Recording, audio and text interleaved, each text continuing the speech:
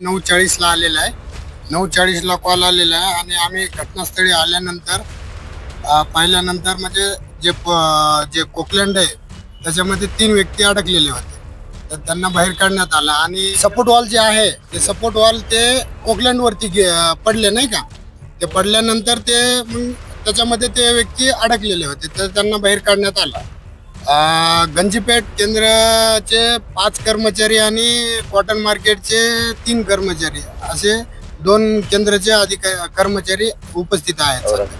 आता सध्या तर बचाव कार्य चालू आहे. म्हणजे जे व्यक्ती होते आम्हाला जे म्हणजे त्यांच्याकडून जी माहिती मिळाली त्याच्यानुसार त्या 3 व्यक्तींना आम्ही बाहेर काढण्यात आले आणि त्यांना मेयो हॉस्पिटलला ॲम्ब्युलन्समध्ये पाठवण्यात आले. त्यांचे नाव होते अजित परमनिक म्हणून, वय त्यांचं 26 आहे. ते होते ड्रायव्हर होते, ऑपरेटर. दुसरे होते मनीष नागेश्वर आणि तिसरे होते चिंटू कुमार.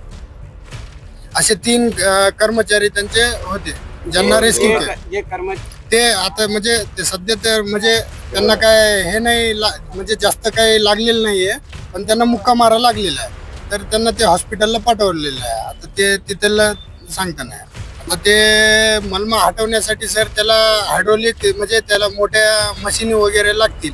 त्या मशीन येईल तेव्हा ते मलमा हटेल. आता ते बिल्डिंग जे आहे ते विजय केवळ रमानी यांची बिल्डिंग आहे आणि ती बिल्डिंग म्हणजे स्टोर चंदन एंटरप्राइजेस म्हणून आहे. तर तिथे कुणीच नाही आहे सध्या. तिथे पोलीस बंदोबस्त म्हणजे पोलीसवाल्यांना म्हणजे त्यांना सांगण्यात आलेले आहे. तर ते तिथे स्टँड आहेत आणि तिथे कोणाला जाण्यास म्हणजे तिथे जाऊ देत नाही. बिल्डिंग पूर्ण खंगार झाल्यामुळे ते कधी पण काही होऊ शकते. त्याच्यामुळे सुरक्षेच्या दृष्टीने तिथे कोणाला जवळपास थांबू देत नाहीये.